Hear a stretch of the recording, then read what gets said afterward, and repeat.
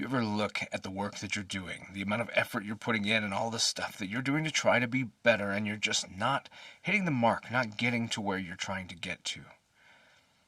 I know I have. Well, Joe Hyams thinks that might be because we're not giving ourselves enough time.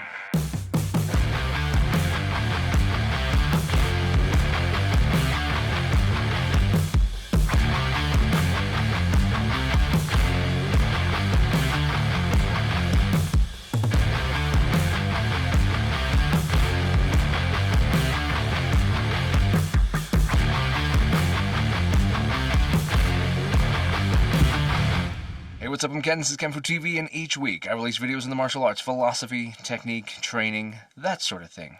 So if that's the kind of thing you're into, then I hope you stick around. I hope that you subscribe, and I hope that you enjoy this. I hope that it has value for you.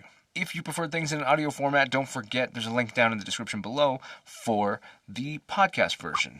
It's on Spotify and Anchor and all those other things. So if you prefer it in audio and just want to listen to it, you're more than welcome. Also, each week, I release additional videos for members, more of the technique-oriented stuff, application, practical, functional abilities of the martial arts, that kind of stuff. Ken shares Kenfu. I release that in the dojo sessions, and those come out each week. Playlist down below. So who is Joe Hyams, and what am I talking about when I say that he thinks that we need to give ourselves more time? Well, Joe Hyams is the guy who wrote Zen in the Martial Arts. This, not very big, is an excellent book for anybody to read. Not even just martial artists, but obviously it's bent that way. That's the whole martial arts thing. I read this book recently because one of the members of this channel reached out and said, hey, have you read this book? And I had not yet, but I had it in this stack of books on my wall of books that I've been looking forward to reading and had not gotten around to it yet. So we kind of book clubbed it. We both sat down and read it, and it was just a really great experience, and I really enjoyed that. I also really enjoyed this book. This book is full of many little stories, parts of Joe Hyams' life. Joe Hyams, of course, being the author of this book, this man right here. He's speaking of different experiences, different stories, different things that he got from the different people that he trained with over the years, including Bruce Lee, if you're into that sort of thing. But there were many profound people that he trained with and spent time with. He shares a lot of those little nuggets in here. Specifically today, I want to read a passage for you out of Chapter 4, titled Process, Not Product. If you have this book, it happens to be on page 23. He's speaking of a person that he trained with, Master Bong Soo-han, who is a Korean of medium height with a full head of iron gray hair. Skipping ahead a little bit, he says, I was 50 years old when I started the study of Hapkido with Master Han. From the beginning, the learning process was slow and often difficult for me, because Hapkido requires an extremely limber body. My body had stiffened with age, and I had back problems that threw me off balance and made every kick above waist level painful.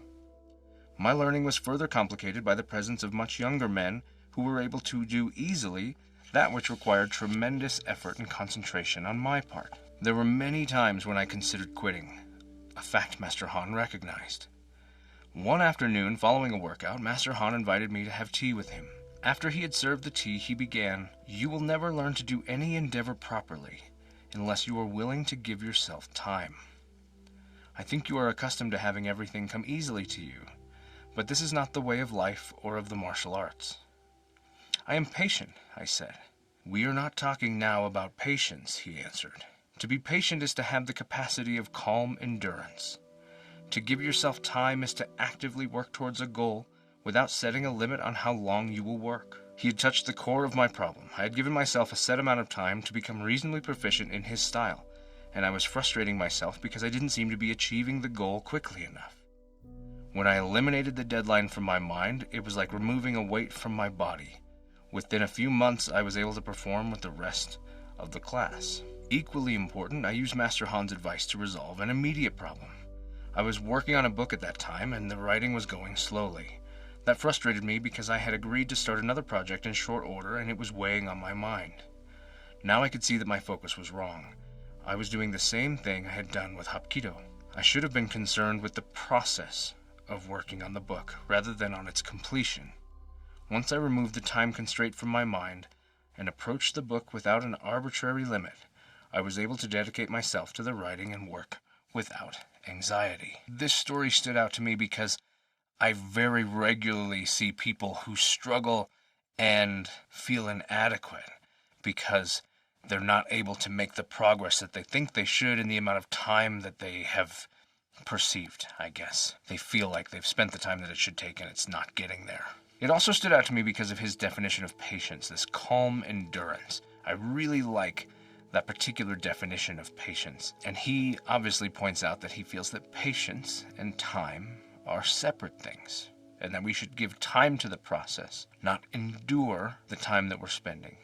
I've spoken in other videos about the process and how you're making more progress than you think you are, and it's not always easy to notice that or recognize it in yourself. That whole slow passage of time makes it really difficult to see just how much has happened. In fact, last week's video was about this specifically. It's not uncommon to see someone give up or quit because they feel like they should be doing better than they are and they're just not getting there, when really the thing that I see is the focus on the goal, their achievement, the ability to get to where they're going. And the most obvious one in the martial arts is the next belt or the next rank. So much focus on getting to that next rank and why they're not getting to that next rank that they're distracted, and the time spent is in some ways wasted. The concepts throughout this book are about the Zen Nature and this idea that everything is always happening, and sometimes we focus on the wrong things, and sometimes we need to allow things to be. I got that very much from this particular story, this idea of just allowing yourself to do the work and not specifically pay attention to whether or not you were hitting the mark, but just do the work and put all of your best effort into that work, being the thing that will help you succeed. And then in no time, you're suddenly where you wanted to be, where when you were focused on getting there, it felt so far away. We do this so much throughout life, where we spend all of this time focusing on where we're going, and it just feels like one of those dolly zooms in the movies where it just feels so far away. It hasn't moved, but it just feels so much further, and every time we go, we're looking at that and we're just not seeing how much progress we've actually made, and we're not spending the effort mindfully on the things that we need to do to succeed. This is something that I have noticed and observed personally. When we changed our system from colored belt ranks with a Kyudan system to white belts, white and black with a Kyudan system, all of this changed rather dramatically. People started shifting their focus directly on the work that was being done, and not on whether or not they were achieving their next rank. Now, I don't want to minimize the benefit of that motivator, that next rank motivator, but sometimes we spend so much time looking at that we're not spending the time on the things that are important, right? We're trying to learn that next form or the next technique or the next whatever it is that your style does to grade for the next rank. It becomes a process of acquiring rather than learning. This happens very often if you study a kata-based system. People want to acquire the kata. Well, dancers can very quickly pick up a pattern of a kata in an afternoon, a lot of times in 15-20 minutes, and they can perform it very well. But that's not the same as understanding what a kata is trying to teach you, and maybe understanding the additional elements of the training. So you can move through the motions, but you can't put emphasis in your body in the right places. You're not aware of the right things. You're not able to generate the power that you should or visualize the lessons that are necessary. People who can do this quickly will focus easily on trying to get the next one. Can I get to the next one? What's the next one I need to learn? Okay, I got this one. And then go again to the next one. I saw this just the other day. We had a new student training, and I asked one of our young students to spend time on our basic form that just runs through the fundamentals. It's almost more of a drill than it is a kata, but it's just all of the fundamentals strung in a line so they can take them home and practice, right? Well, it wasn't too long before he came over and, hey, he's got it. And of course, being the old teacher that I am, it was very easy for me to say, well, I doubt that, but I'm happy to go look at it. And say that, of course, you want to encourage that effort. The effort that's happening needs to be encouraged. But as understood, the details of the individual motions was not there. It was, can I get through this? It goes this, then this, then this, then this, then this.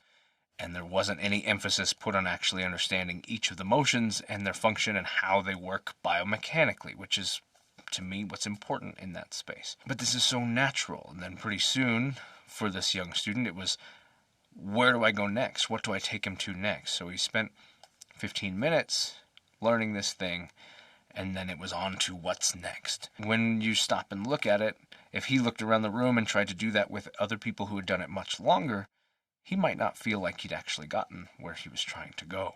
So I encourage you to be patient with yourself. Give yourself time. Focus on the things that you're trying to understand, and don't just focus on acquiring the next thing and always looking next and never looking now. Mindfulness, as you might expect, is a topic that comes up quite a bit in this book. And mindfulness is an incredibly important thing. And it is for your mental health as well. Being in this moment prevents the anxiety of the future moments and possibly the depression or the regret of past moments. Be in this moment. Give yourself to this moment. Give yourself to the thing that you're trying to do, and you will achieve far more doing that than you will chasing what's next. This book is excellent. I encourage you to read it. There's a link in the description to pick up a copy. There's also an audiobook copy of it as well. I do that when I'm driving. It's a great way to get through books. The book itself, Joe has many great stories, and each chapter is a story of its own from someone and something that he's picked up along the way. Really, really excellent. I hope that you check it out. And if you enjoyed this video, I hope that you stick around for the next one next week.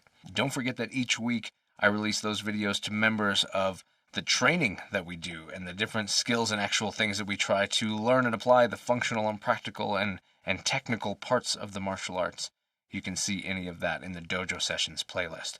Once again, I'm Ken. This is kenfuTV, and I'll catch you in the next one.